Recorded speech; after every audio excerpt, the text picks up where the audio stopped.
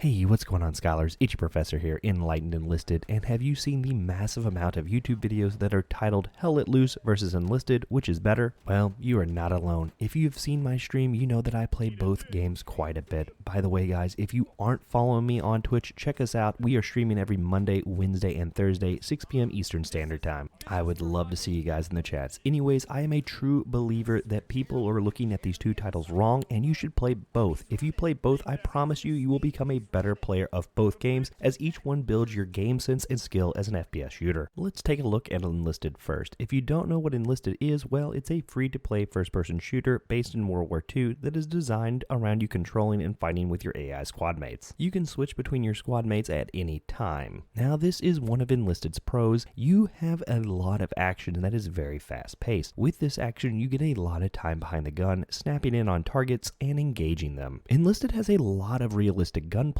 that you can take over to Hell Let Loose with all that trigger time. Getting into a tank or a plane is very easy in Enlisted as well, allowing you to get an idea of positioning and angling that you can carry over to Hell Let Loose as well. Now, I understand that tank play is a bit different in Hell Let Loose, and we will be seeing a lot more of that later on. The biggest pro to Enlisted has got to be how chill of the gameplay it is. I mean, you can play by yourself, kick back, enjoy a beer, and fight in the streets of Berlin, but that does come at a price. That price is because Enlisted is mostly PvE, you're going to learn some bad habits on positioning and movement. And if you take those bad habits to Hell Let Loose, then God be with you, because the player base will absolutely destroy you for it. Now, if you're a veteran Enlisted player, or if you're just coming over from Hell Let Loose, you're probably going to notice that the grind is pretty long here in Enlisted, and I would agree with you, it's pretty much too long. I've talked about that a bunch of times in a lot of other videos, but I will be making a video about how you can cut down on that grind very shortly. Now, I don't want the grind to dissuade any of you Hell Let Loose players from coming over and playing Enlisted, because really, in Hell Let Loose, you're used to playing with a bolt-action rifle against SMGs, so this should be second nature to you. So if you are a Hell Let Loose player and you are looking at a way to improve your gunplay skill or your tank play, Enlisted is your game.